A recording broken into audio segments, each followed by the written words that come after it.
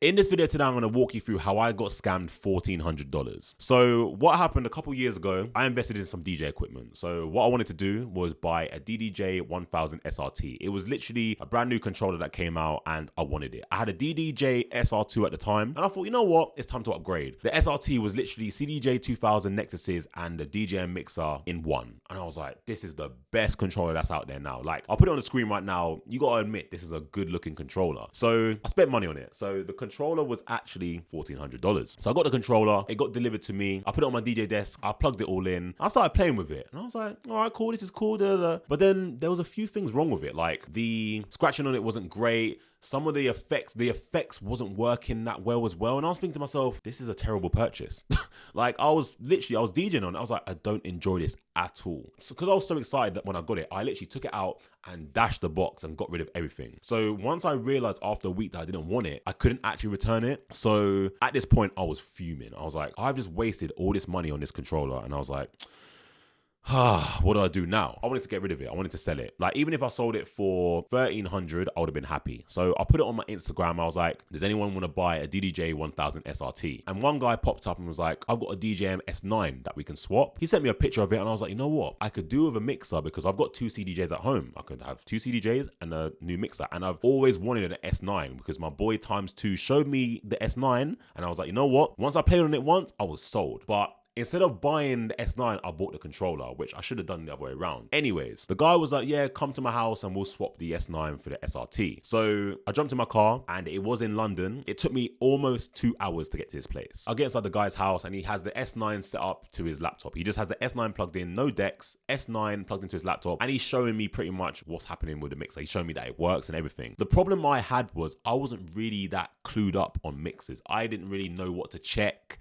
I didn't know how to check if it had a defect or anything like that. I was just this brand new DJ, just really excited to have some new equipment. And I really wanted to get rid of the controller as well. So when I got there, I was like, yeah, man, it works, cool. Let's swap now. And then we were having a little chat, whatever. He packaged up the S9, gave it to me. I think he gave me a bag with it as well. So yeah, we swapped the equipment, we shook hands, and then I left. I drove back home and I was thinking to myself, I was so excited to use this S9. I got home, I took it out the bag, I put it on my DJ desk behind me, I plugged it in, I plugged my two CDJs in, and I was off. I was like, this is the purchase I should have made. That night, I was playing with the S9 and everything was cool. Then as the week went on, obviously I was practicing with the S9 because obviously it's a brand new mixer. And I thought, you know what? I need to keep practicing to get better at it. Then as I was playing with it, I started to smell like a burning smell. And I was like, what's that? And like, I've never smelled that smell before in this room before. So it had to be the mixer. So when I was DJing, I was just having a little smell and it was coming from the mixer. And I was thinking to myself, all right, cool, whatever. I was trying to ignore it, but after a while, I couldn't ignore it because it was quite bad. And then what I done was I was like, you know what, let me unplug the mixer. Let me just have a little look around the mixer. The mixer, when I turned it round and had a look at all the input and output ports, there were like broken bits of RCA in the RCA ports. The back of the mixer was damaged. And then one bit that I didn't even notice, and because obviously I don't know anything about mixers and that S9 mixer exactly, the front screen on the mixer wasn't working. And when I had a look at it at the guy's house, I just thought it just wasn't turned on or it didn't have anything. When I Googled it and I had a look at S9s online, that screen shows the effects, and I was like,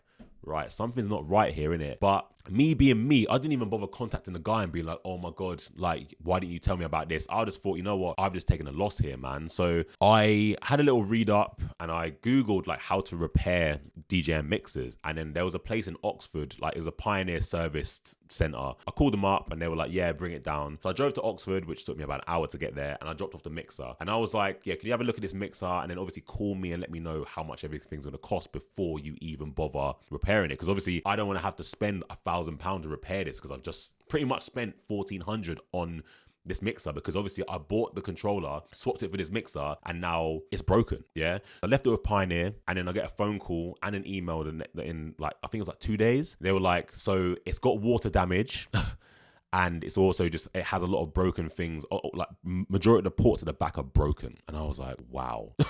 And I was like, flipping hell. So anyways, they said to me that it's going to cost me £500 to repair the water damage, repair the ports, and obviously give it a nice clean up and a new paint. So at this point, I was thinking to myself, I've got this mixer.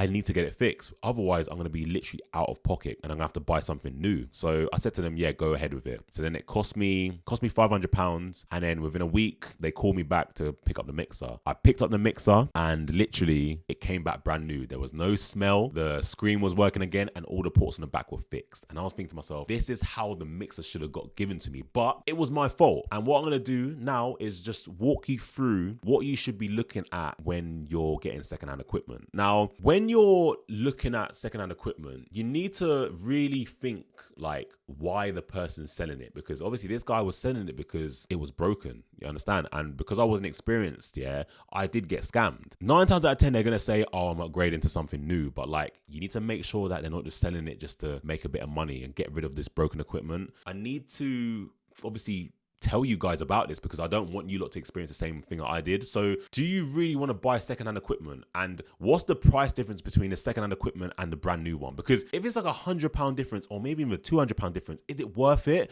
Is it worth the risk of it actually being broken? Then you have to go out and buy something even more expensive.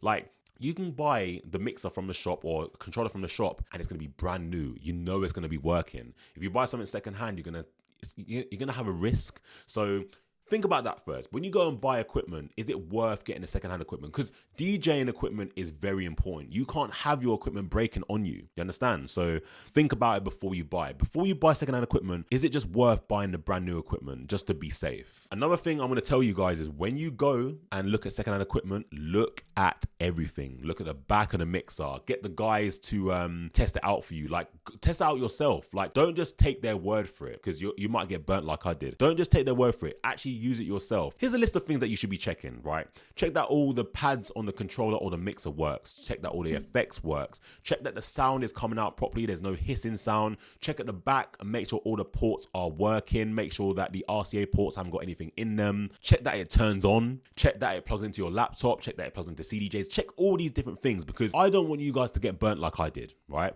I don't want you guys to get burnt like I did. So make sure that when you're buying secondhand equipment, you check everything. And also another thing you need to do is, yeah, DJs, you need to be a bit careful, man. When you're buying secondhand equipment, just be careful because otherwise you're going to experience what I experienced. And I don't want that for you in it. I don't want you to lose money. I don't want you to have to get broken DJ equipment and it breaks your DJ set. I don't want any of that for you, right? So hopefully you guys watching this video, this will help you out in the long run and help you not lose any money. Now that you've watched this video, check this video out here. I'll catch you in the next one.